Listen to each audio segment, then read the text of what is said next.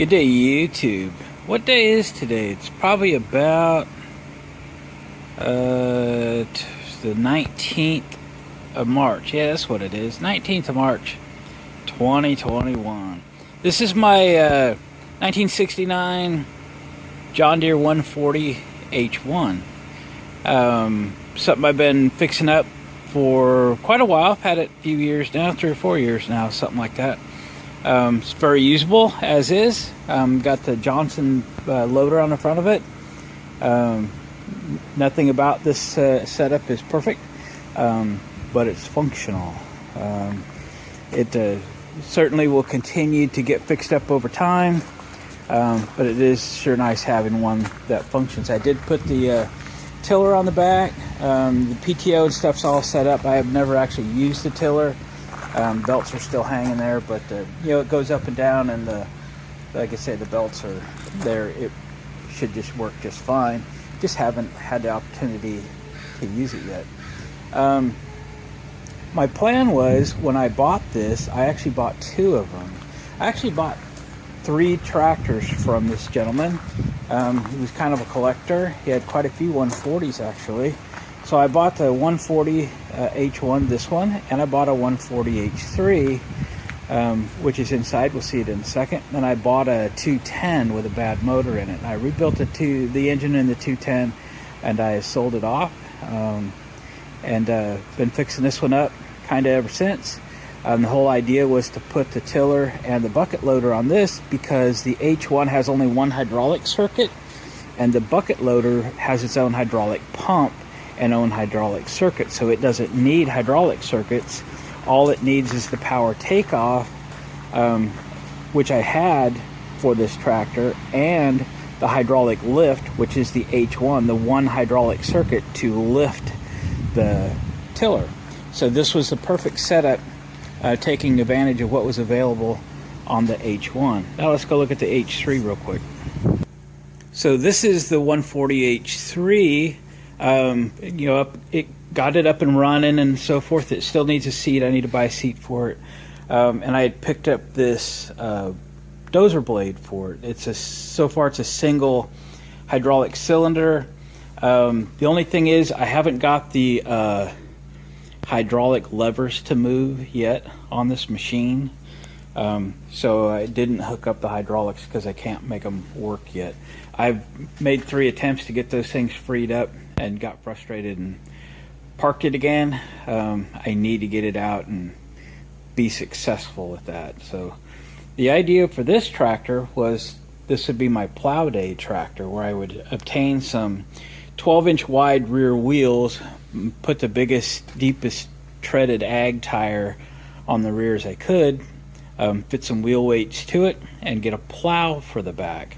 What is popular for garden tractors and vintage, all different colors tractors, is like a 10-inch Brinly Plow. So I've been on the hunt for a Brinly Plow for some time. They still sell them new. You could still buy them, don't get me wrong. But it's always fun to find maybe a bargain out there if you could locate one. So I've always got my eyes open for stuff like that. So let's go to the solar shed for a minute. All right, we've made it out to the solar shed. I call it a solar shed because it's powered by one solar panel and some 12-volt lights and stuff that I put in. And this is lawn and garden equipment area and oil storage and the like.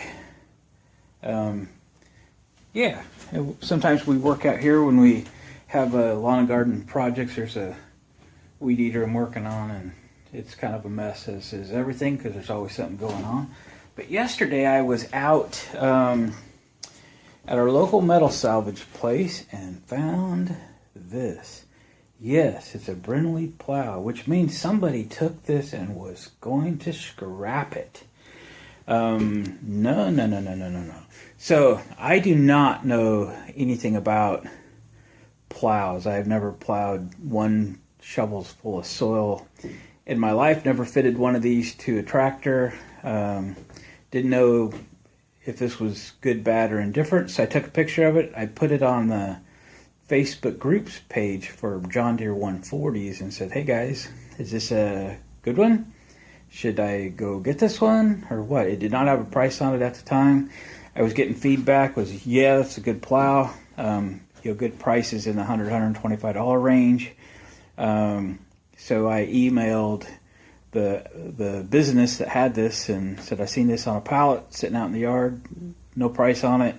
I'd be interested, and I was kind of hoping to get it for like $100 or thereabouts. And he said, we'll take 125 for it. And I said, okay, I'll be there in 5 minutes. So hitched the trailer and screamed out there and loaded it up, brought it home.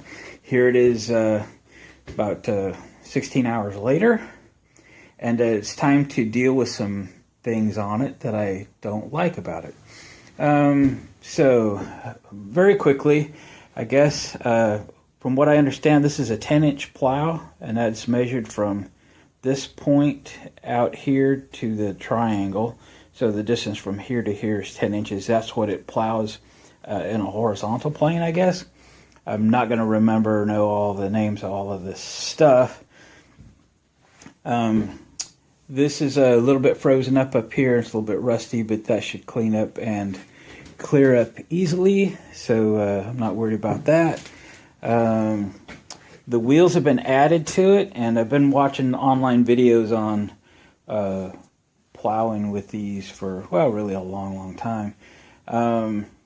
And these are add-ons. Guys on Facebook groups page told me that as well. It's been added on.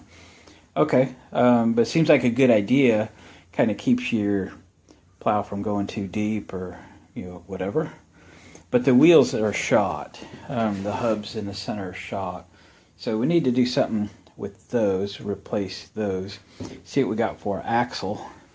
I don't like this at all.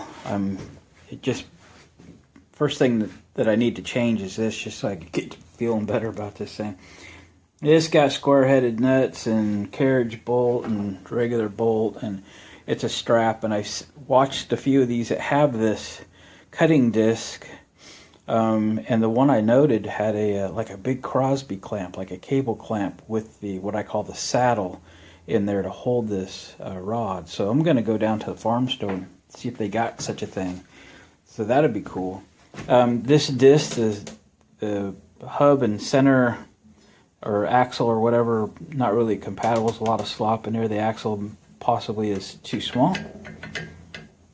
So we're going to pull that thing apart and measure the hub and maybe go get the correct size pin and put that together properly. Kind of get stuff cleaned up. This has a Brinly, had a Brinly decal on it. It's kind of coming off there. You can just kind of see Brinly through that. It actually looks better on the camera than it does in real life. So this morning I realized you can get these online. So I've actually already ordered a pair of decals this morning that's coming, so I could sandblast this up and paint it. It might be a John Deere green and yellow. I don't think anybody would care about that. I just thought that'd be cool. So I think it's time to dig into this thing just a little bit today. Have a little fun with it. We'll get it cleaned up, change the hardware that needs a changing and so forth. I think condition-wise it's pretty good, with the exception of what I just discussed. So let me tear into this thing for a little bit and make a run to the parts store and see what I come up with. And we'll kind of restore this old 10-inch Brinly plow, and then eventually we'll get it fitted to the 1969 John Deere 140H3 that we looked at in the barn. And to do that, I'm going to need what's called a sleeve hitch. And it mounts to the back of the tractor and allows this to mount with a pin that goes through. There's 3 different positions, so you can position it behind the tractor slightly different. And this is welded at an angle because your right rear wheel will be down in the furrow when you're plowing, and the plow needs to be straight with the horizon. So we'll learn together how to set this all up, and we'll get it fitted to that tractor eventually. Maybe sooner, maybe later. You know how it works around my shop, I get something new, and then we switch gears to go work on something different for a while. And I don't know if we'll have, what I'd like to do is take that tractor on what they call plow days, where they gather up a whole bunch of garden tractors of all different colors and flavors, and Cub Cadets and Gilsons and every different kind of brand you can think of. It'd be just so fun to go do a weekend like that. Take the truck and camper and trailer and haul the tractor, or maybe both tractors, and go have a plow day weekend. And that just seems like fun to me for some strange reason. So that's the reason behind getting this ready. I don't have any ground that I'm going to plow that I own. I'm not a garden kind of guy, so it's just for playing with. So, and owning something kind of cool, putting these tractors together to be to do any kind of little project like that. So let me get started, and I'll bring you back when I got something to show you. All right, we got this thing apart. The hub on that wheel is completely destroyed. It was next to that sprockets. These must have came off like a yard sweeper or something. So I had this old air compressor that my buddy Greg gave me, and I wanted to pull the flywheel off of it anyway, because I got to scrap the rest. The crank is bent. So I got the flywheel off of it. I'll use that for something one day. And it had some old wheels and tires on it. So I pulled those off. I can't get too wide on that axle, but I could get one of them on there, and that's probably just fine. It's a nice big heavy solid rubber tire. It's got some Preston bearings and stuff in there, so I think that'll be fine. So I'll just have to maybe put a spacer on a couple sides of this thing and put a new cotter pin in. We're going to call that a win. I got this old Mickey Mouse clamp off of here that held that disc, and I'm hoping to find like a Crosby clamp. This is about 1 5/8 inch center to center. Hoping to find a big cable clamp that goes in there and use that saddle to grab that. So yeah, we'll do that. So I'll go look for that. I got some PB Blaster on this. I got it to move a little bit. It was froze. I will hopefully get this thing all the way apart, and we can chase those threads and get them all greased up so that they work good. And then it's really not going to be much more to it than maybe just clean it up and throw some paint on it. So let me go do some running, and I see I got some wheeling and dealing stuff to go by, and I'll be back and we'll get to getting on it. Well, it took a little doing. This was the largest cable clamp that they had at the farm store, and it's for a 3/4 inch, what they call wire rope cable. I call them Crosby clamps, but I don't know why. I've always done it. Somebody told me that's what they were called. It's perfect size for the 3/4 inch shaft here, but I did have to grind on, and I call this the saddle, the cast iron piece. I had to grind that open. I had to work on the inside of the holes that go through all of this steel, and this is solid steel all the way across. Pretty much half wore out a grinding stone on the Dremel tool. On just grinding the inside, because the U-bolt was narrower than the center to center configuration on the holes. I looked up online, and a 7/8 cable clamp was significantly bigger than this for, I don't know, whatever reason. I mean, they put a tape measure on their photograph and took a picture, and I felt like it would be way too wide. Anyway, I grabbed this one. It was like $4.50 or something like that. So anyway, after 20 minutes of Dremel tooling the steel, and then another 10 minutes of grinding the cast iron, and then I took the inside of the bolt, both insides, and ground the threads off. You don't need all those threads anyway, so that it would slide in, and that is good. So I can't take credit for the idea, because I saw it on another YouTube video last night, just watching garden tractor plow days, and noticed one guy's plow had that clamp on there, and I go, oop, that's it. I don't care what it takes, that's what I'm going to do, because it's very, very good. I just have this thing snugged on here, and it's sturdy, super adjustable. It's not going anywhere. should be good. But if it runs into something, as long as it's not super tight, it ought to move a little bit, right? I don't think you want them super tight, but you want to be able to move a little bit and turn and things. So what I might do later is, I don't know if we drill it and put some pin locations in here with a washer down, so this can be run loose. There's just enough threads through there to put fiber lock nuts on it. So that's probably where we're headed with it. But for now, I like the idea of that clamp. So I think next, try to get this apart, try to get these threads chased, get all this mechanism freed up, make sure it moves at the joint here where it's supposed to. It should. The thing's a little rusty, but it's not like it's been sitting at the bottom of a lake or something. So should be good. So let me keep trucking, and I'll bring you back when I have something significant to show you. Oh, and yeah, one other thing. This was the pin that went through here. It seemed to have a lot of slop in it, but what it did was, there's been no grease in this thing in the last many decades. So there's a little bit of slop, and not really due to wear, I don't think. I think just due to clearances, because it doesn't look very wore. A little bit of slop between here and here, and then more slop between these square holes. So between the two, she was a little sloppy, so that's kind of it. And I guess I'm trying to make that thing too precise, so probably is no reason to have it too precise. It's just digging in the dirt, right? So well, I think we'll be fine with that. We'll just clean everything up, grease it up, put it back together. All right, I'll bring you back when I got something more to show. Well, by George, I think we've got it. I think this plow would be ready to use. So the clamp thing we talked about, that I think just worked out really good. I think it's going to be very strong, but yet would allow that thing to give if it needed to. I cleaned up the disc, and I lubricated the axle.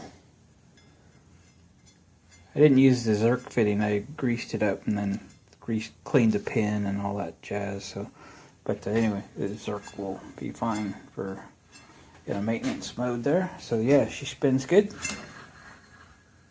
That's awesome. Got the lead screw all cleaned up. We're dropping it. It's lowering. Do you see it going down? Yeah.